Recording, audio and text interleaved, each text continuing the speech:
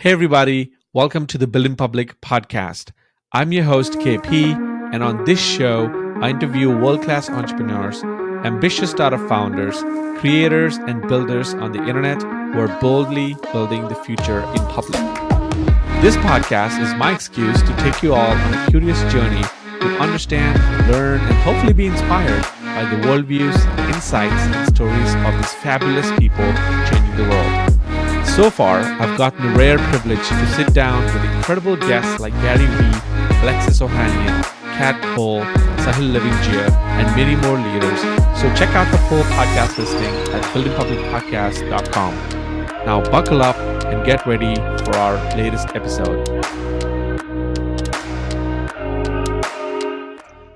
All right. Hello, everybody. Welcome to Build in Public podcast. I'm your host, KP, and I am insanely thrilled and excited to have my dear fellows from BIPF2, the Build in Public Fellowship that I run, second cohort. I can't believe we're already about to be in the third cohort on August 7th. So I'm getting a chance to bring three of my favorite fellows from the previous cohort to kind of share their experience of what it felt like to be part of the fellowship. What were the unique takeaways that they had, based on their personal journeys, how they benefited from being with each other, being in this sort of peer-led community, and what it means to build in public for each of them. And kind of like, jazz, sort of go into this jam for like the next 40 minutes and riff about, all things creator journey, all things founder journey, and build in public. So that's the theme of the conversation. I'm super honored to invite Jim, Varun, and Aishwarya into the interview. Welcome, guys. Hey, KP. Hello. Hey, KP. Thank you so much for having us. Thanks for being here. Why don't we do a quick round of intros? Tell the listeners who you are and what is the latest project that you've been working on. Jim, why don't you first? My name's Jim Kroft. I'm very, very happy to be here on one of my favorite podcasts in the world. I'm a little bit mind blown by it, to be on the Build in Public podcast. And in life, I am sort of juggling like a mad hatter in the arts. I've a long history as a musician and as an independent filmmaker. And more recently, on KP's encouragement, have launched my podcast, which is taking up more and more time and is more and more fun. And it's great fun. So it's a big juggle here. And he's being too humble and British to say this, but his podcast... His launch was stellar. It was amazing, spectacular to watch. And it already within, I think, less than a week broke into Apple top charts. It's, in my view, it's been talk of the town on Instagram and on Twitter. It's been so many clips, so many appreciations and thank yous. I feel like a lot of us who were in the cohort saw this kind of launch and this kind of reaction for you happen anyway. We kind of predicted it, but it was so heartwarming to actually see that in real life. So many of our journeys are like that. We all knew a certain thing would work. That's why we were gravitated towards it maybe. But then when it really manifests itself, it's so pleasing to watch. So we felt that for you, Jim. So thank you. Also, Jim has, we can go on forever, but Jim has an insane song among his many, many amazing hits on Spotify and Apple Music. Please listen to the song called Obstacles, my favorite on Spotify. And I'll include the link in the podcast, in the show notes. And you'll really appreciate this man after that song. Obstacles on Spotify. I'll pay you later, KP. No, you can Venmo me. Yeah. You can Venmo me. We have this kickback thing. No, just kidding. All right, we'll go to Aishwarya next. Aishwarya, tell us a little bit about you and what you're working on. Absolutely. First off, I think it's super amazing to be here with Jim, Varun, and you. It's like reliving the whole BIPF sessions that we used to have, just hang out and discuss some of the stuff that you're working on. So for the folks who are listening, I'm Aishwarya, and I am, if I just have to call myself, I would say I'm a product nerd. Like I love geeking out on tech. I love building products. So that's what I do for my living. And I also love hosting people, which is like listening to their conversations, their stories. So which led me into starting the Founders Foyer, which is a show for folks like us who love building in public, who love and enjoy tech and listening to other people's perspectives. So it's been fun talking to fellow creators, founders who've struggled and who've also had their successes by building out tools early on. And I think this is my way of helping them connect with thousands of other folks who are just waiting out to do a journey that we are similarly on. So it's been amazing. And that's how I get to meet a lot of interesting folks like you. So yeah. I remember being on your show. It was such a blast. I had so much fun on that interview. Your questions were super thoughtful. Your energy was so warm and welcoming, which is very important as a podcast host. Is that you want to create that space for the guests. So you do such a great job. You have an amazing roster of guests, which is a great sort of testament to, your sort of growth as a podcaster, right? So I really love that. When I say great guests, I'm always including myself too. Just kidding. Yes, absolutely. And I think all of this started with just a cold note to KP, right? Like just sending him a message and saying, hey, I love your work. I would love to speak to you on the show. And I think from then to now, it's just been like a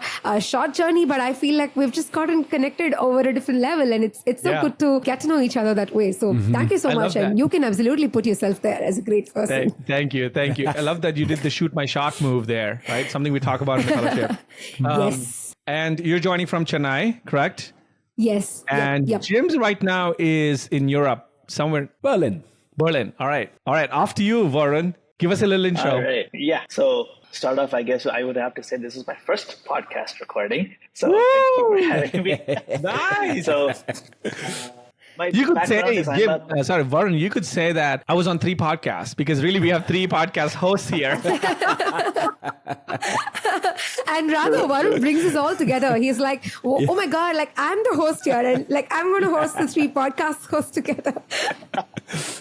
So background-wise, I'm a computer science engineer. I studied in the US, worked there for some time in the Bay Area in Silicon Valley. Then in 2018, moved back to India and then transitioned into manufacturing. So that manufacturing journey has had a lot of ups and downs. And so that's kind of what led me into BIPF, saying, hey, is there something for me to share? And if so, how? And so I think that is what really brought me here. And that's a little bit about what I'm doing now. Varun's very soft-spoken, as you can tell by now, but he's a low-key rubber glove baron, right? He's a very accomplished entrepreneur. He doesn't like to toot his own horn, but he's very humble, approachable. One thing I loved spending time with you, Varun, we were each other's accountability buddies in the fellowship, was how self-effacing and just simply humble he was all through. And I had to really hype him up a little bit. I'm like, Varun, you gotta play out a little bit, you gotta brag a little sometimes, but he's so soft-spoken, which is something I love about you, Varun. So let's start with the first prompt, which I have in mind for the 3 of you, which is outside of me. You can't say KP because of you, but outside of me, what were some compelling factors that led you to joining BIPF and joining the second cohort? You can go with Jim. Let's go the same order. Jim, Aishwarya, and Varun. Yeah. Well, so in Berlin, the winters are long, bitter, painful, and endless. And this year I decided to kind of go and attack them. So I dislocated both my shoulders the year before. So I was trying to get back to health, and I was running out every night, going to the gym, about 5K through the snow, taking on the pain. And what did I discover? The Build in Public podcast. And I kept on listening to episodes, and I was so inspired by it. And this was so exciting. And then this sort of, I think I hadn't been on Twitter for 10 years, and I just thought, I just love this podcast. So I'm just going to go on for no other reason but to say, right, I just want to say you've really made a difference to my life, and I'm learning so much from my path from all these crazy hackers and no coders and people outside of my area of interest. And it was just so weird and inspiring. And then shocking thing, KP wrote back, and then we sort of I didn't write to you directly to start with. I think I just dropped a comment, and then it went from there. And then eventually I remember I got the shock of my life because you wrote to me. You said, Jim, I watched your documentary. This is a documentary I shot on the Trump-Clinton election 2016. It did very well in the film festivals, and I couldn't believe it because I hate to say this in public, but we are building in public, but you're a bit of a hero of mine, while I was listening to all of this and loving what you're doing. And you're like, Jim, I watched the documentary. And I was like, no damn way. And then we got chatting, and then you told me about the Build in Public Fellowship, and I was like, oh man. And I was so split in two, because on the one hand, I was like, I love the energy of this guy, and we really connected, and it's something that for me was a surprise because I had a sense of your sort of wholeness as a human being, but I didn't have a sense of this broader spirituality that I very much associate with you, and this sense of mission and drive, and this sense of actually we can change the world in very small ways by these micro ways that we put that we express our path and show our path through building in public. But the other part of me was like, no damn way. I'm not a cohort guy. I'm an artist. I'm a rugged individualist, and I'm too damn busy. But the problem with UKP is just so damn convincing. And it was like, you look at me with those big, lovely eyes while we're chatting.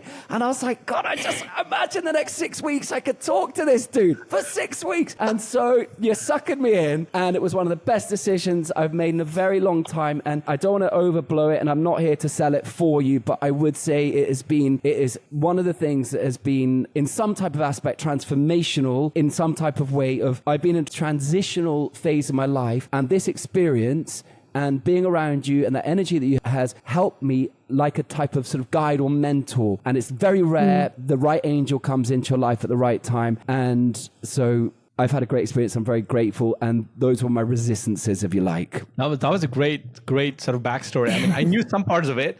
I definitely did not know the sort of the other side of it in a way. What really resonates there is sort of this, like I've learned a while ago, Jim, that if you really jive with somebody, even if it's for 5-10 minutes on the internet, it's so rare to get that spark going, whether it's your favorite author or your favorite founder or favorite musician. Or I often do this, on my Twitter, if you notice, like I was reading this book called The Third Door by this author called Alex Bunyan. And that resonated with the first 20 pages. And so the thing I did was just went to Twitter, found him on Twitter, and then gave a public shout out. No ROI, no expectations, nothing. It just said that I appreciate your work. It resonates with me. And 9 out of 10 times they don't respond because, again, they're all big authors. So maybe they're busy. Maybe they don't know me. But that's not the point. The point is to offer my appreciation. And I feel like every once in a while, serendipity works in your favor where they will respond or they will like either lead to some other Zoom call or some other, a live event, and suddenly you're either friends with them or, you've done business with them. It's just insanely fulfilling,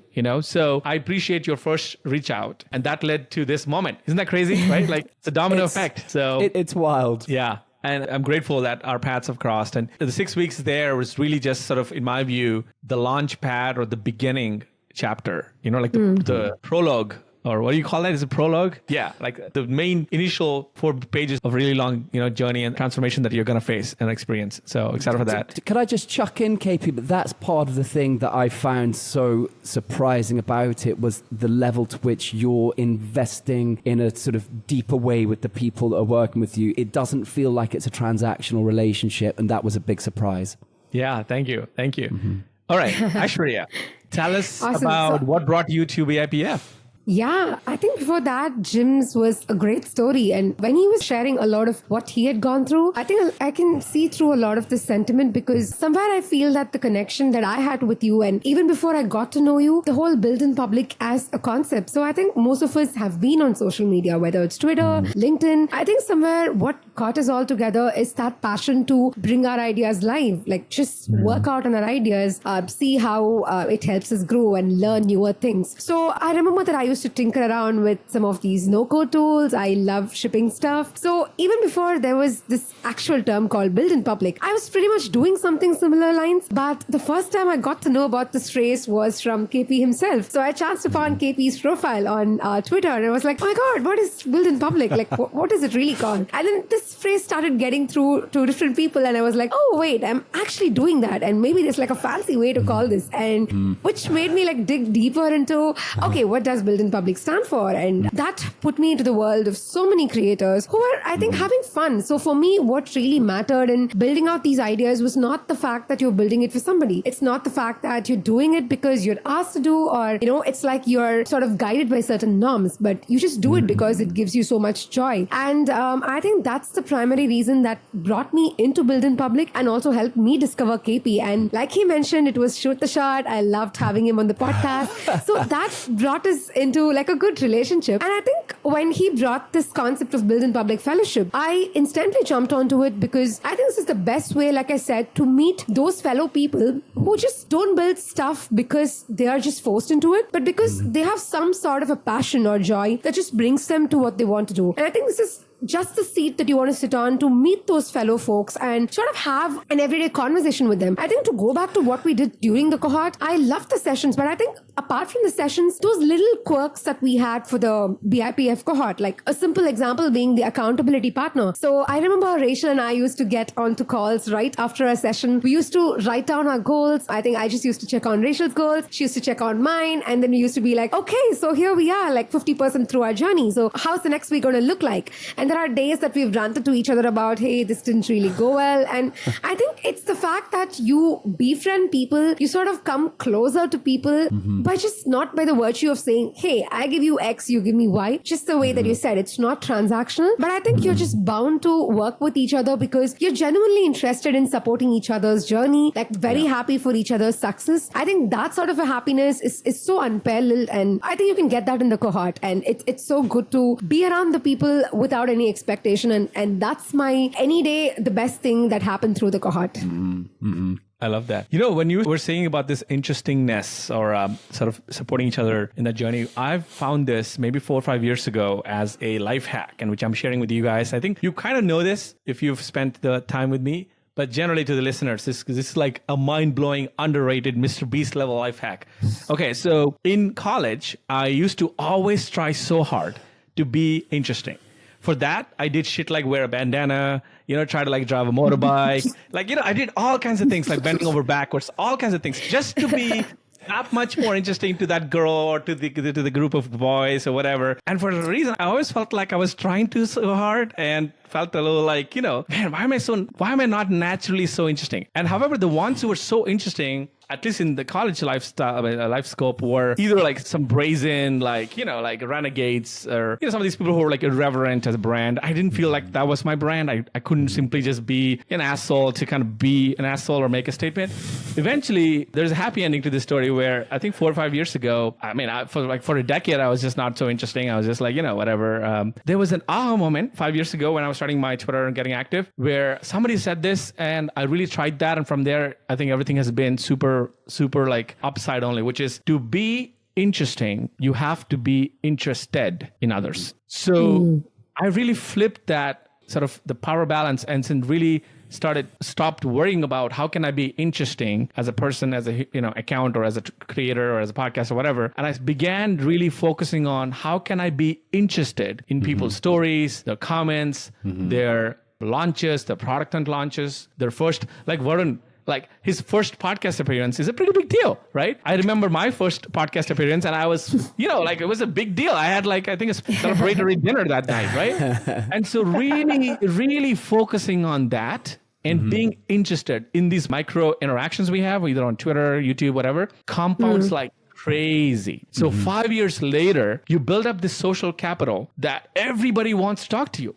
Usually wherever I go, people want to talk to me, and I don't know how. I'm not any more cool than when I was in college. I'm the same dorky kid. But because I genuinely care, I genuinely try to understand the story, which also helps because I'm a podcaster. But that aside, I feel like that is what I've learned about interestingness, Aishwarya. And I think to your point about in the cohort, if the people who I think had the best experience in the cohort were the ones who were interested in others. Yes. They tried less to be interesting or be cool, So anyway, with that massive background story or a tangential point, we're going to go to Varun. Varun, I'm curious to hear about your sort of journey to BIPF, because you're not the typical, persona that we attract. You're in manufacturing, which is not, built in public friendly generally. Also, you're a busy CEO.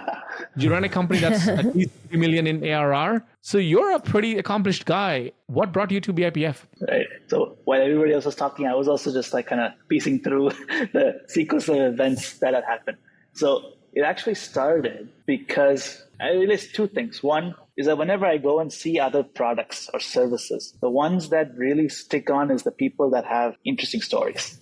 The websites. That's what kind of emotionally connects with you. If you just go and see that, if you just go and see a website where that is just generic content, you're just going to disengage unless you really want what it is. Otherwise, you're not going to really go further. So I was like, hey, how can I that was, I think, one thing is like, hey, how can I create an emotional connection is something that I started to think about. And the reason I started to think about that was because of my son, actually. So he's 4 years old now. But when he started going to school, my wife decided that she wanted to start a Montessori school. So we realized that a lot of the teaching that can be done in a Montessori school can actually be done at home, or at least a large chunk of it, or 60-70% of it, we can bring to the house. So we started brainstorming and trying to come up with a solution where how can we kind of take what we are doing in a Montessori school, which let's say less than 1% of the population can probably afford, and bring it to something that the remaining 99% can afford at very cheap, it should be very cheap, but it should be having very high value so that people would be able to get interested in. So what drew me is what you mentioned is the social capital, that if I had social capital, it'd be very easy for me to get people to join. It'll be easy for me to share what I am doing, both to attract people to work with me, and if people find it interesting to work along with the ideas or concepts that we're going after, and as well as to attract users. So you see it very often, like people who already have a following, when they launch products, you kind of hit a different level of traction. So that's kind of what made me start thinking, okay, how do I build social capital? Do I do personal branding, or how do I get my story out there? Which is what kind of brought me into Build in Public. They're saying like, hey, I have in manufacturing, I have ideas. It's like, it's just a lot of craziness going on in my head. It's like, who would be interested in knowing, hey, somebody I interviewed for 2 months joined on day one or left on day one. But then that's kind of what's saying, okay, let me join something that can help me to learn how I could possibly tell the story, how I can share that knowledge that I am gaining in a way that will help others. Right. Primarily. It's not to Yeah. Varun, I got a dumb question, actually. So I remember you starting your Twitter account after joining BIPF, which means you were not present on Twitter, which means you must have not seen the launch tweets of BIPF and all that. So how did you even get to the website, man? Like, we both don't know. I think it was just through Google. I think I just started building in public, and I started going around through Google. And I didn't know you either. We didn't know. Oh, wow. If I had a CMO in the company, they would get a raise, but because there's no CMO and I'm the CMO, so I'm gonna treat myself to something tonight. Because I was thinking through like, how did I actually come across it, but I am very sure it was through Google. I didn't have Twitter at the time, Facebook or Instagram, so I would not have come in. I'm not a very frequent LinkedIn user, so I'm fairly sure I was just searching for Build in Public. I started looking at who are doing things in Build in Public. So I think somewhere along that search, this link came up, and I was like, hey, this is interesting. It's like a 6-week thing that can kind of immerse you into this. And it's like, I think that's one of the first things was kind of like, just get started. Don't worry what it is. Content doesn't matter. Out of hundreds of tweets, only if one bad tweet is that nobody's going to worry about it. Like understanding the perception from a reader really helped break, I guess, the layer, break the barriers. Say, okay, let's give this a shot. And I think now I'm almost at 300 tweets or so, somewhere in that. I think that's what brought me to BIPF, and I think the rest is history. The rest is history, as they say. I'm building on that. Now I'm stuck with you for life, and the rest is just kidding. So I want to talk about the phrase building in public, because I think every one of us has a different affinity towards it and different definition of it and how we employ and embody that in our own way. So when I start the fellowship, I always talk about how building in public to me is kind of like Buddhism or veganism, or like it's a philosophy, it's a lifestyle. So everybody, there are different kinds of Buddhists, there are different kinds of vegans. It's ultimately I think core belief is the same, but to the level at which you execute that philosophy is different, and it's very individualized based on your needs and your story. So I'm curious, Jim, what does building in public mean to you, and how do you try to embody that now? So I'd never heard of the phrase build in public. I think, like Aishwarya, I had been doing this in a way for my whole life. But having said that, I think thinking about it in a different way, and also from this interesting no code and hacking and a different world that I was interested in, just looking at, okay, what could I draw from this into the path of the arts? I sort of think of myself as a creative entrepreneur because I'm juggling mediums, and the world says niche down, and I'm sort of the idiot that does nothing but that. But that's the way that I am. And I think it's the unity between those things that perhaps give me a different take on things, if you like. When it came to building in public, from an artistic perspective, if you like, it's about the story within things and recognizing that there is a profundity and a potential meaning that can be drawn out of the smallest possible things that are happening to us. And that includes the full tapestry of what can happen to you, whether it's in a day or in a week, or what you're working towards. And one of the things that I very much enjoyed about following your Build in Public journey, KP, is that you will talk about the great things that happen. And as you said about earlier, I'm British, I grew up before the social media came out. I'm still a bit reticent to shout when good stuff happens. But now I'm like, I kind of get it. It's okay, the digital world is moving so damn fast. It's this non-stop river. You've got to be a voice for yourself so that you can be a voice for others and vice versa. And so, and it's like Varun, like you were saying about putting the story, I've been following you on Twitter, and it's like, wow, this is a totally different world to something that I'm interested in. And suddenly I can kind of start knitting together the poetry and the interest of this man, on the other side of the world in manufacturing, doing something that I have on the surface no obvious interest in. Suddenly I'm going, wow, look at this journey this man's having. So it gravitates and it pulls an audience in. And so it's this sense of the story within things and this exchange with the world, and recognizing that somehow by exposing not just the good stuff that's going on, but also having a sort of courage to put out when there is something that's happened it's not about dumping your whole state of being, but it's about being transparent about the journey that you're on. And that includes the whole kaleidoscope of things that happen to you, including when something just absolutely tanks and doesn't go well. So for me, there's this very courageous aspect about building in public that has drawn out the courage to both shout about the good stuff that's going on, but also to say, okay, when something tanks for me, I can put that out and discover that can actually encourage people in other ways, because there's a few people, I'm 15 years down the line in my journey in the arts, and it's like, well, when something tanks for me, that can be quite helpful for someone, not because they're having schadenfreude, but just to know there's going to be pitfalls and pain and hurdles and obstacles and all the rest of it on the path, and we all know that there is. So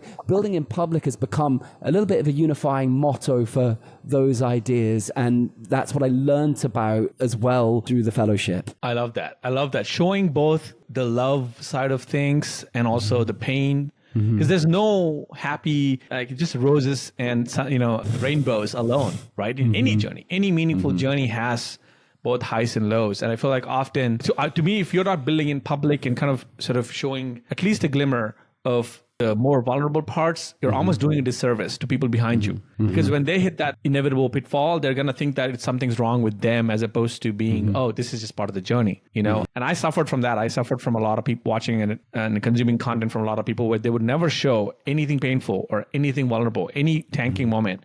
So in my head, I was thinking for years that maybe I'm at fault. Instead of thinking, oh, they're just hiding the juicy stuff or the non-fun stuff. And also that becomes a real gift for others. Yeah. And it's so inclusive. And I've found that it's so easy when you're trying to create something or build something, and we're almost taught to just share the successes and the celebrations and the rest of it. But it's like, that's not where the good stuff is. Yeah. The good stuff is the totality of the journey. Yeah. In the hero's journey, if you see any of these great movies are made on, the myths are written about. In the hero's journey, there's always moments where, the hero or heroine questions himself or herself, and that's where the mentor and things like that. So there are always inflection points.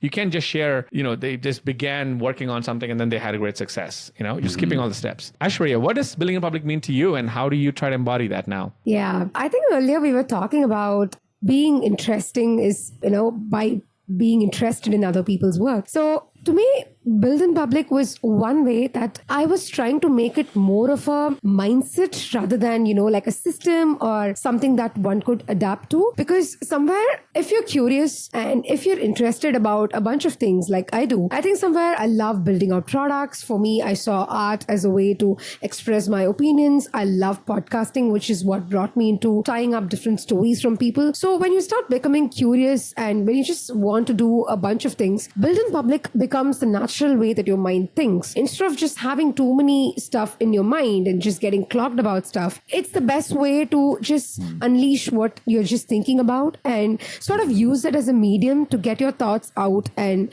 then see and figure out how things go your way. So for the longest time, I could not put into words what build in public meant to me because like I said, I never knew it was called build in public. So I was just doing things I loved. When I went into a flow of state where I loved doing art, I loved connecting with people, I loved building products. But when it all came together as a phrase called build in public, that's when I sat down to really reflect upon, okay, what does it really mean to me? And I think it just became a way for me to let go of, hey, I have to be perfect. And, like I only have one side of me to be showing in public. And that's just like, hey, Aishwarya has this, Aishwarya has that. Instead of that, it just became like a natural way for me to think. So it's like I think in public and I put these things out in public. And this is the way that I'm able to improve on what I do, as well as understand how it really resonates with the others. And I think I would like to clarify on the way it resonates with others, because oftentimes a pitfall that we as people who are passionate about what we do can fall into is when we start putting these things out, our goals really become around, hey, did this content really go viral? Or like, does this particular piece resonate with this audience? And then eventually we get attached a lot with the audience. So for me, I also redefined my goal. So build in public was not just a way for me to say, I would do what my audience wants, or I would like really do something that only goes with like 10K set of people. But I think somewhere it became a very personal affair. It's like finding my own voice. It's like build in public is the way that I'm able to express myself and build something for me. And when I start there, I know I'm going to attract the kind of crowd, I'm going to meet the kind of people who believe in the same journey as I do. So if I'm able to build that thing for myself, if I'm able to find a voice that's so individual, then I think it leads me to people. And that's what it led with both the BIPF cohort as well as the podcast journey that I'm onto. It helps me meet fellow people. And in fact, people laugh when I talk to folks about how I met somebody. They're like, oh, so you didn't meet this person in real life, but like, how did you get to know this person? I think it's insane when I say my virtual world is actually like yet another parallel world, like how I have a very real life. So a lot of folks that I've met and a lot of folks that I call as very close friends are people that I met through this journey. And not because I set out this journey to say that Aishwarya is going to build in public and she's going to make all of these transactional relationships. No, I think it's because I was able to think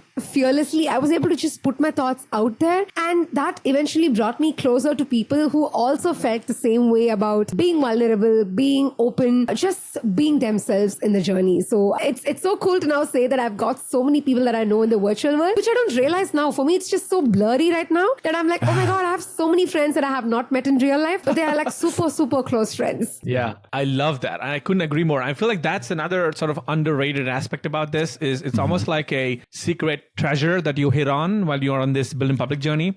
Practically my whole network, which a lot of my peers from 4 or 5 years ago think that like I worked at Silicon Valley for the last 5 years and came out with this amazing network. Actually, it came from just building in public, just like you, Aishwarya. I have such an eclectic set of people around me. I have people like Varun, like I have Jim from like the music world. I have you. I have like hundreds of people that are very eclectic. So if I ever did like a KP party, it would be like bizarre. It would be like time 100, like so weird and random and like, but they all represent a microcosm of my worldview and my energy. I think that's another thing. Exactly. Because in real life, you're limited by, right? Like in real life, you're limited by your zip code. Like if I'm in Beaufort, Georgia, up north of Atlanta. So if there's how many people in Beaufort, Georgia have or resonate with my energy, get my worldviews. I have no clue.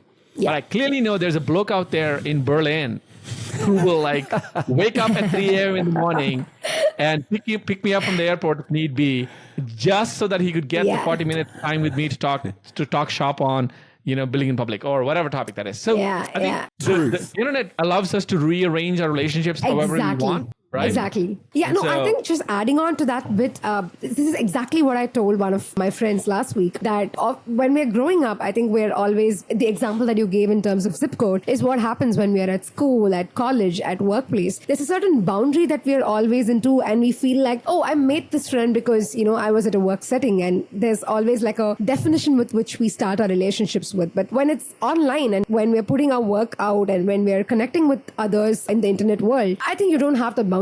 It's basically you're just given a free space and you attract what you genuinely and curiously put out. So I think not having that initial boundary works great for you to meet a very versatile set of people. It's kind of like being in a classroom without walls, right? Yes.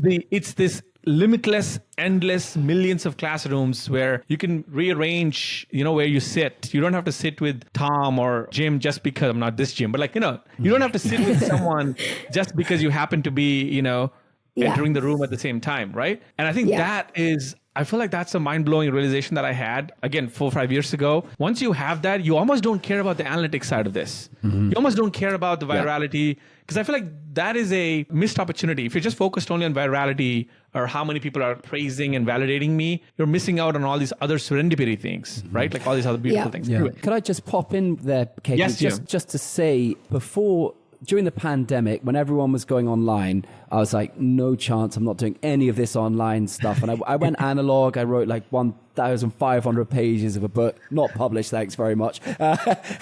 Didn't try, it's all typewritten. But the thing that's really interested me about the build in public is that this very area that you're talking about now, about embracing, I've always, and a lot of artists have this sense of resistance with the digital world. And I'm talking about artists as opposed to content creators, because it's a totally different psychology. Right. And, I come more from the arts world, and I don't mean that as a definition about better or worse. I'm just talking different. And coming on the building in public, it's really, first of all, got me really excited about the opportunities in the digital economy. But above that, and much more importantly, it's just opening up about the possibilities of the way that you can meet people and exchange with them, get to know them, interface with them. And that has been something that's really changed as a result of the cohort. I love that. All right, Varun, thank you for being patient. What is your definition? I'm very curious to hear, because I feel like you have a very, very different lens coming to this. So what is your definition of building in public, and how do you try to embody it now? Yeah. So I guess for me, building in public is not actually making a product or something in public. But to me, building in public is more about sharing experiences and learnings that I had over the last, let's say, 4 or 5 years that I have been doing this, primarily to help build on the knowledge. Like if I have a problem here, someone chimes in and says, hey, why don't you think about it this way? So, oh yeah, because just to build on other ways of handling issues that I'm having on one side, but also to teach others, because I think that everybody likes to teach other people. A lot of people like to do that. And when you teach somebody else, it also helps to kind of make it more concrete in your own mind as to what you're learning. So I think that is the primary thing, because over 4 years, I have gone from taking 3xing a company because of the COVID pandemic, and gloves was a huge commoditized product that was in huge demand during that period. And within a year after that, having a turnover fall 50% and managing the hiring process and then the accelerated downsizing process, managing a ramping up of suppliers, and then trying to figure out which suppliers to keep and which ones you don't want. So I could almost say that I've gone through what people might go over 10 or 15 years. I have seen the extremes of that in a 2 to 3 year period. And so when I initially started, I wasn't even thinking that way. It was just more of saying, hey, as KP always say, like, hey, write to someone who is 4 or 5 years behind you. So I think that is the crux of the message that I'm trying to say. Is, okay, if there's something that I happened today, is like, hey, let me share that with you. Some of it might be good, some of it might be not great, but it doesn't matter. Obviously, people know I'm still around. So we're solving the problem and moving forward to solve the next problem that comes. So I think that is what build in public means to me right now. It's more of sharing for the guy that is 4 or 5 years behind me. We hope that at least I can help somebody, some unknown person sees something that I have written and say, hey, that helps me. James Clear, the author who wrote The Atomic Habits, right? Great book, has a fantastic saying, which I was just thinking about when you were talking about teaching. He says very succinctly that when one teaches, two learn, including the teacher, right? And so it's so powerful. Like you said, like when you elucidate anything that you've learned or you've experienced yourself in the journey, it becomes a lot more crystallized and concrete in your brain just by the act of sharing it. because you have to come up with the description of it, what happened, what you learn, right? And by the way, like the reason I stay so sharp on the game of building in public is purely because I get to teach it, and I'm always interfaced by the resistance and the challenges that the new students come in with, which reminds me that they're all obstacles that can be overcome, because they are clearly saying that those are the reasons why they're stopping a certain thing. And it reminds me of the days where I felt that maybe 4 or 5 years ago and how I overcame that. And so it's kind of like martial arts, right? I feel like entrepreneurship is one thing, and even building in public or kind of finding your voice and storytelling is another thing. These two things are like martial arts. Like it's not where you just like take a crash course in Taekwondo and then for the rest of your life, you don't have to work out. Right? You have to always practice the fundamentals. Otherwise, somebody will hand you in the mat, right? They will destroy you in the mat. So you have to always fight with your own inner resistance for the rest of your life. So with that segue, I want to get to concept of impact and making a difference. Because you guys tell me on Slack, you guys are in my one-on-ones, but this is probably a good public forum to kind of put it out there to the world and to the people who are listening. In what ways do you believe that Building in Public Fellowship, BIPF, or the community has made an impact on your journey, or made a difference, small, medium, big, extra large, whatever size you want to choose in your unique journey? I'm genuinely curious to hear that. Jim? Well, I think the most tangible difference for me has been the pulling together of different interests and starting the podcast. And you've really encouraged me with that, KP. And it's like, well, I got the gear because of the filmmaking, love to chat with people, but it's really the key thing of overcoming the resistance through the build in public mentality, going, okay, well, this is a natural way of actually putting it into life. But also the build in public, so that's been one like very tangible thing that I've started, and which I'm also building that in public, if you like. A second one for me has been, well, actually recognizing not the power of Twitter, but the potential in Twitter. Because 10 years ago, I was filming a documentary and I was putting out on Twitter, and it was just there was so much polarization and anger and resent, and it was so political. And I was like, I don't want anything to do with this, because I was like, I just don't need to be putting the dump of the world's brain into me every day. I just want to get on with the business of making stuff and trying to make a real world impact through my work. But then through coming on Building Public Fellowship, I started sort of looking at it very differently. And one of the absolutely strange things was that the hashtag Build in Public is the most supportive and exciting and excited and community-based niche. And it's a totally different type of niche. So for instance, like the guys Paralect, who are a company who I found through you and become friendly with online. And they're just like a bunch of sort of renegades. They're like Wild West guys and girls just out there. They're basically using Twitter as Slack. It's a disaster. I get filled up with them, but they're absolutely batty and nuts, and they're doing it so beautiful and so much heart. So you come across these different people, and then I sort of put out a couple of different things. I thought, I'm starting to write a new album. Maybe I'll just whack out a few things. You've been encouraging me about doing a bit of music. I thought, Twitter, it's a bit exposing. And then I was like, okay, well, I'll just put a few things out. And then, I put out a couple of things. And the people at Paralect were like sort of bees around a beehive, swarming around it and sharing it and going, oh, this guy, Jim, he's going to do our music for our next album. I was like, who are these lunatics? So that was like a really, really fun thing. So there's been just a few real tangible things, like for me, the podcast, recognizing the power of Twitter, and then thinking, well, maybe the last thing in the world that I was expecting was to actually take music and to build that in public in a new way. So it's a massive impact on me, and I'm very thankful for the journey. And even if you're able to do 10% of the musical journey in public, right? I think it would be immensely captivating for the audience, like people like me and all of us here, and the Paralect guys, everybody else who follows you, because that's your gift, Jim, right? If you have something that you're blessed with, right? It's like you're gifted, with that talent of writing, the lyrical side of you and the passion side of you. And then more importantly, very, very more importantly, the musical sense that you have, which I don't have. I'm musically illiterate. My wife would attest.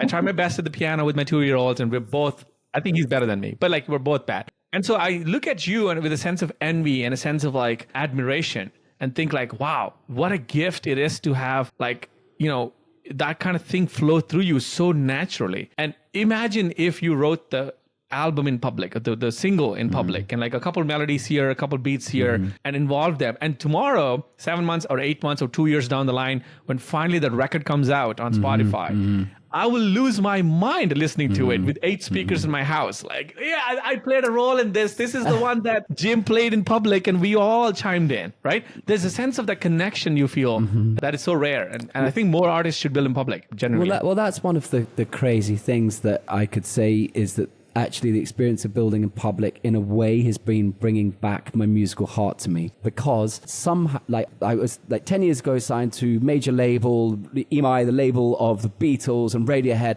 absolute pinnacle in my career, but then Universal swallowed it and lost that deal. And I built myself back up. And when the pandemic hit, I was right at the second apex of my career. And Obstacles was on the Spotify editorial playlist, and it was going absolutely crazy. And the gigs were going crazy. And then the pandemic hit. And then it's taken some time since then because I've also been doing a lot of other stuff to kind of just like get back into it. So, but this has been a really surprising kickback and not what I was looking for. That somehow building in public is bringing me back my musical heart. How the hell?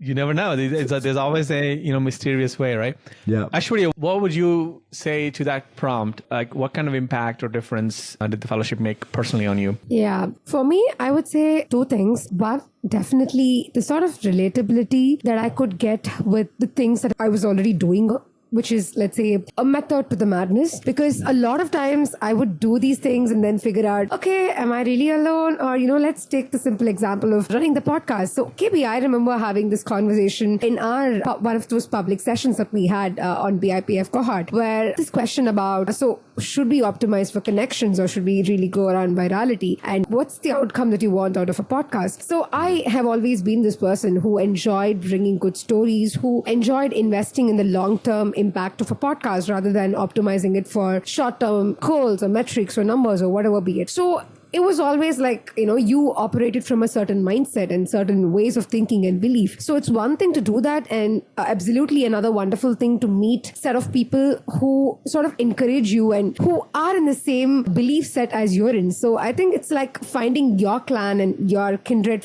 community where hey, I'm on the right path. And in fact, that's the whole reason that I started the Founders Voyage, to say that, of course, there are podcasts around how to scale things up, how to grow a business and whatnot, but there was no messy middle kind of content around, I have this silly question and who do I ask this to? And I'm building this product or I'm building this idea out. So for me, BIPF was like that. It was like for me to do this podcast and for me to build my things in public, whether it's a piece of art that I paint or whether it's a podcast series that I put out or any tool that I built. It was just going with the belief factor that I had and helped me understand that, hey, you're not alone. And, you've got these set of people to stay by your beliefs. So I think that was primarily one of the best things that happened for me. And through people like Jim and Varun, and with Varun especially, I got to meet him in person when he was in Chennai. So I think the best part was just, like building this sort of belief capital and in you and also like in others. So, and the second one being, very specific with outcomes. So sometimes what happens is your outcomes could have a very redefining moment. Like you could start your build in public with certain outcomes and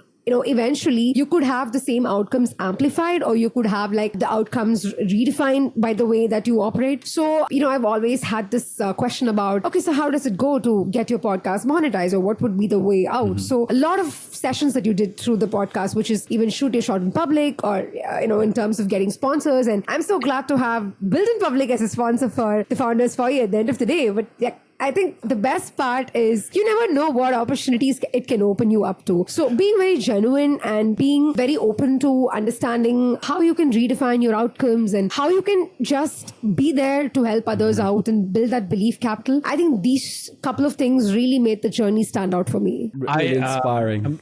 Yeah, super inspiring. I mean, Aishwarya's got give me that energy in my veins, Aishwarya. I need that. But it reminds me of that one-on-one we had towards the end about sort of monetization. And what blew my mind was, this is something I often notice, especially in the up and coming creators of any space, whether it's podcasting or it's music or any of that spaces. And so with you already built up a pretty strong roster of clients, guests on your podcast. You've done at least 40 episodes by the time we both were chatting, or 30, Yeah, 30. Yeah. Yeah, 30 plus episodes. So you clearly knew what you were doing, and you had a great pace, a great cadence, and the quality of conversations was amazing. So you really had your MVP done, right? And I would say even 2.0 done to an extent. And so that conversation with you about KP, how do I monetize my podcast and how long should I wait, was really interesting for me, because in my head, I was like, don't wait, just start monetizing today, and I think that advice is very obvious for someone who is 4 steps ahead of you, because I was in that scenario. But for you, because you were not 4 steps ahead of that exact moment, that was a tangible difference from no to yes.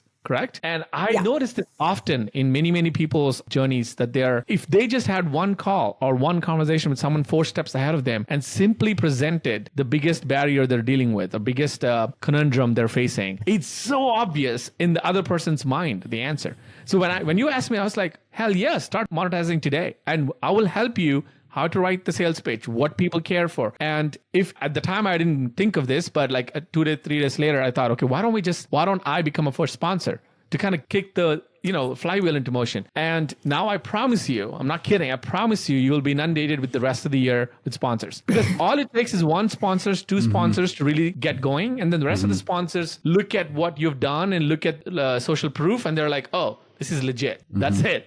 And so it was really satisfying and gratifying for me to, help you, nudge you in the right there. So, all right, Varun, same prompt for you. What kind of impact or difference did BIPF make for you? Right. So before BIPF... Did it get you a sponsor? Just kidding. I would say 2 things. One is the community of people already in the fellowship. It was very, as I said, you have designers, you have artists, you have programmers, you have people building things, you have people who built things that didn't work. So just connecting with, you have such a variety of people there in the fellowship already. And since you have the Slack channel to be able to connect, it's like if you join the fellowship, you're already you have a network of, let's say, 30 people that have immensely different backgrounds and experiences to connect and learn from, and who are in a way all in the same journey that you are, but at different paths and talking about different things. So I think that was one I had a chat with many people in the cohort that was within our cohort, and even some people from the previous one, just say, hey, what's going on? So that gave me a lot of ideas and thoughts on, okay, how do I want to build out my build in public journey? What do I want to share? What would be more useful? And the second thing was kind of through the BIPF journey was trying to figure out, what in the world do I want to talk about? Is manufacturing interesting? I'm in it. But what aspects of it can I add something to? What aspects of it are actually interesting to others? Or what type of angle should I take? The topic or what happened might be very dull, but how can I present it in a way that you can actually learn from it? So I think that is something where you and the team and the cohort, as you guys were responding to tweets and things, we were, even on our one-on-ones, we were kind of analyzing what had done, what got 1,000 views, what got 20 views, just to figure out what driving traction, what the way I'm saying it. So I think that for me, since I was just starting off from zero, that was very helpful to help me to kind of narrow down on, okay, so there could possibly be a need for someone talking about what I'm doing. It's one, okay, fine. Now, how can I share what I am going through on a day-to-day basis and convert that into a way that is engaging to an audience? I think that engaging side was something that was new for me, and also talking about figuring out what to talk about, finding that niche was also something that we figured out how to do. Making it interesting and engaging, I'm still working on, and I'm hoping that my thing will start. And I think towards the end, this kind of went into the idea that, hey, a lot of smaller prompts I think in our last one-on-one, that's kind of when we decided that a lot of topics are there which can probably become newsletter type of topics, and that would probably be much more engaging and have a much more, it would give you the picture, it would give you the whole picture rather than just a sliver of the picture when we're doing that. So I think that is where my journey is. I still have not sat down to actually write out that newsletter, but I will definitely sit down to launch it, because I've already planned out what the 3 or 4 things could be. So maybe it won't be a weekly, it might be a bi-weekly, so I can also get enough time to write things down. But I think that's what BIPF enabled me to do. And I don't think I will be thinking about writing a newsletter or thinking about, should I be on Twitter or talking about what happened to me in the office today.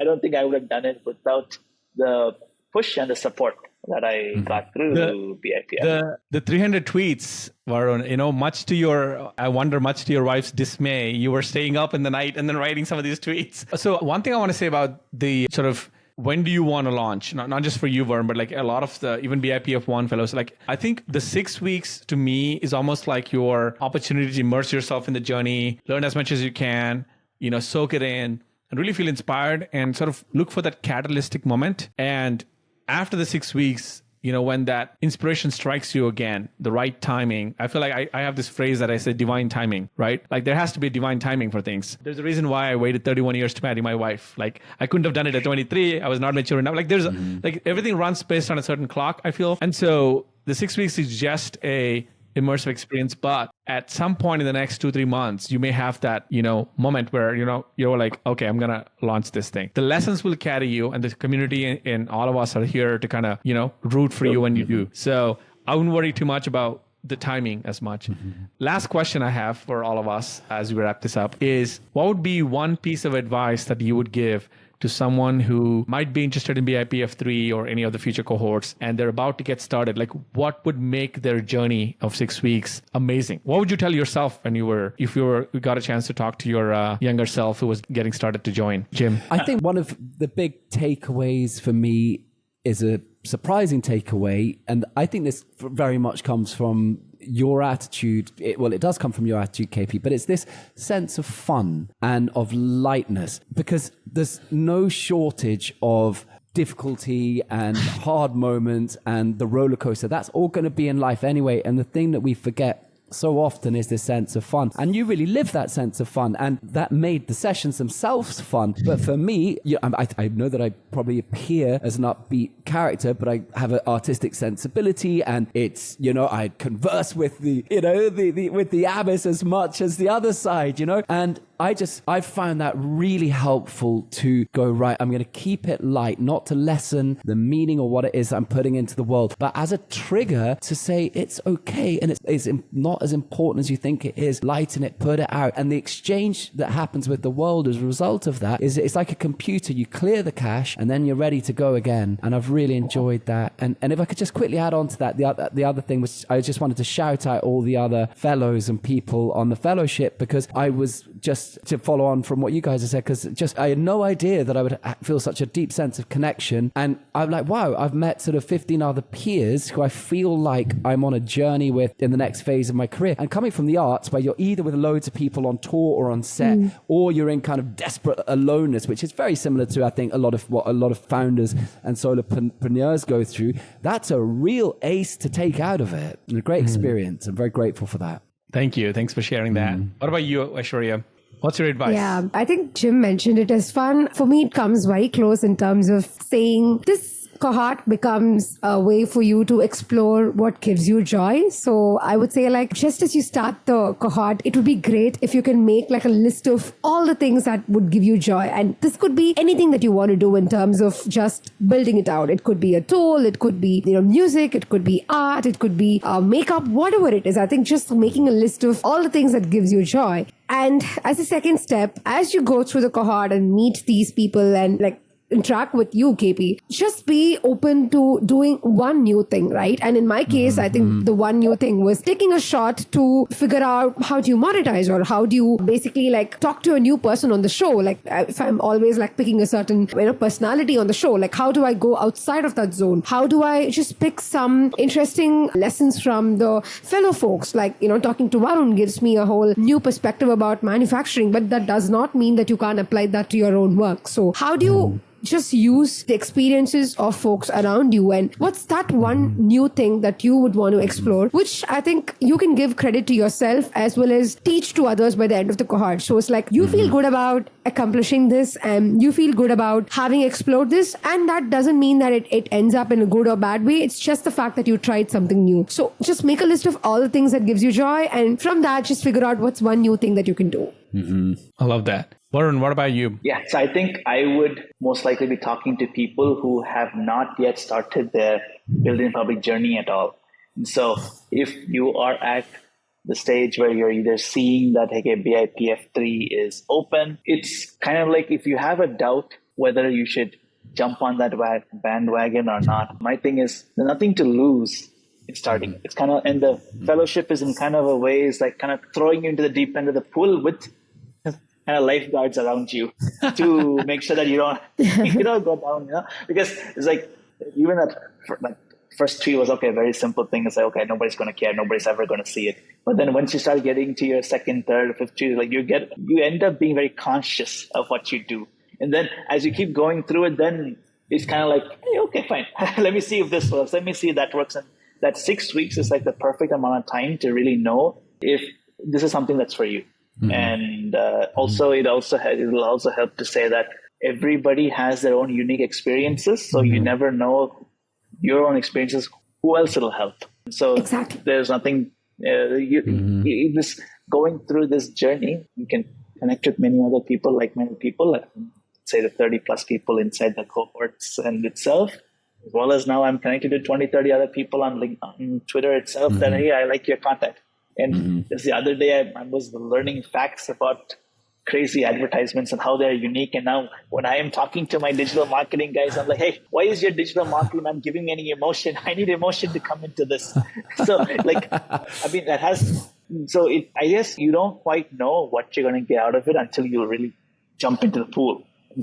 And this is a safe place to do that. And everybody's kind of doing it for their own things, but they're all doing it for the same purpose. And most of them are doing it in order to help someone else. And I know that you are doing it to kind of to encourage more of a build-in public thing, because you have seen how it's benefited you and things like that. So I think that's what I would say to me, let's say 6 weeks and let's say 5 days before I was kind of thinking, should I apply? Should I not apply? We just had one call. Varun and I just had one call, and I was like, within like 2 hours, he immediately signed up and joined. I was like, whoa, this guy really is a quick decision maker, Thank you, Varun. Thank you for taking a chance on the fellowship and on me that day. And also thank you for the way you carried yourself, through this 6 weeks and beyond. I think the other thing, I know you guys haven't touched on it, but I'll wrap on this, is that I genuinely care about the people who are coming in. That's why I don't simply let people to swipe the credit card and come in through a payment window. There's usually a one-on-one with me. And it sounds ridiculous to say this out loud, but actually I'm vetting people. Like, even though they're my customers, clients, quote unquote, because to me, all money is not the same, right? There's many ways you can make money. And at this point where I'm in my career, there's many ways I can make money. So money is not the answer, but I care about the give first mentality. Can I sense this quickly? And this is, I think, one of my superpowers. Either it's a character flaw or if it's a gift, I don't know, but I can very quickly assess someone's community fit. Would this be a person who will enrich the community either through giving and sharing or through their presence, their aura, their presence, the way they carry themselves. And if I have a sense of like, this might not be a good fit for them, I've said to 2 or 3 people in the last 2 cohorts before joining that this may not be the right place for you. And it's okay. You can still follow the content, whatever, join us through other venues. But when you're coming into BIPF, to me, it's kind of like you're stepping into a sacred place.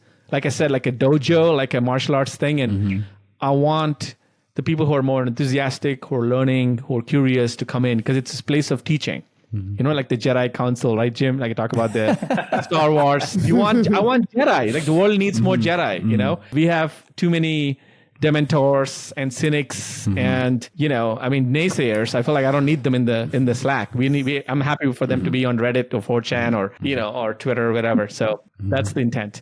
Anyway, this was a blast. I feel like we could go another hour easily talking to you all. I've learned a lot about your backstories, some of the anecdotes which I never got a chance to listen to. It's an honor to have been able to spend the 6 weeks with you, teach you, get your feedback, go on this journey with you. And now it's been another honor to have you on the pod. So thanks, everybody. I don't think the teaching is over yet. The teaching is not over yet. I will be honest. Last words. You all get one sound bite. Jim, what do you want to say? What I would say is KP is actually about you, because I think that you meet certain people whose sort of energy walks before them, and you have a win-win mentality. You are not a gatekeeper of your knowledge or your network. And this is something that I've been really inspired by and very thankful for, because you've introduced me to some absolutely extraordinary people who I'm in contact with now. And I'm like, I'm like, well, not only do you teach this stuff, but you live it, and you really encourage those that come into your into your circle or your aura. You really give to them, and you can't fake that. You can't pretend it. You just feel that from someone, and that, in my experience, is too rare, and I'm very thankful for that. So it's that win-win attitude. Thank you, KP. Thank you, guys. Thank you. That's too sweet. Varun, any last words? We'll go to Aishwarya last. Yeah, so I think that the 6 weeks was an experience that I would not have done without the support of you and the BIPF community. And I was just chatting with a friend over the weekend 2 days ago, and I was telling it's been about 2 months that I chatted with him last. He was in the US. So I was like, hey, I'm on Twitter now. I'm posting 3 to 4 times a day. And he's like, that's not what you do. So, I mean, it was very funny to kind of see like, hey, what are you doing on Twitter? So it's like, just start once you explain kind of what it is, it's like, oh, okay, yeah, let's see where it goes. And it's like, hey, I have 41 followers as of today. So we'll see. It's 6 weeks that I can get 40, then let's see how it compounds and see who I am able to resonate with and build up that social capital and help others that might be going on the same journey. And I think the other thing Varun, the other thing I love about you is that you genuinely don't care about the analytics and the metrics as much, right? You cannot be having as much fun and going through the journey if you looked at it too closely, like every day, if you like microscopically looking at the numbers too much. Yeah. And I think this is a problem a lot of people have early on, right? When they're like getting started. They struggle with the concept of, I only have 42 or I only have 21. But they're forgetting the fact that I am one of your 42. You have me. The people always think of these arbitrary numbers, but they forget that among my followers, like for example, my scenario, I have Gary Tan, the president of YC. That's like, Jim, in your world, that's like having the president of Universal following you, and he follows like 200 people. Like, it's just wild, right? So all numbers are not same. So it's not just the quantitative, like Aishwarya, it's not just you only have like whatever XYZ. It's about who is in that group, right? It could be CNN's president watching you, right? Like Aishwarya. So it's like, you never know who's in that group. So having that contextuality around numbers is so important in my perspective. Yeah. Anyway, I'll just wrap up just by saying that at some point in the near or far future, someone's going to message me and DM me on Twitter and say, hey, thank you. I'm not going to say you're welcome. I'm going to be like, it's not me you have to thank. It's another guy you should know. It's KP. You should go thank him because sweet, man. I'm just like the guy who was not pushed to do it, but got motivated to do it. And it's like, hey, That's so sweet. I had the most fun being an accountability buddy with you because I think I shared this with you too one-on-one. You have such a great knack of writing, and you took that and you really kind of ran with it. I feel like a lot of people, in your shoes, maybe who are like manufacturing CEOs, I don't think can write the way you write. I'm not bullshitting. This is genuine. And what I've done is I've just taught you the hooks, the engagement hooks, and like how to write like in a way where you open curiosity loops and close the loops, and only like some of the basics, and the rest you ran with it. So I'm really, happy about that.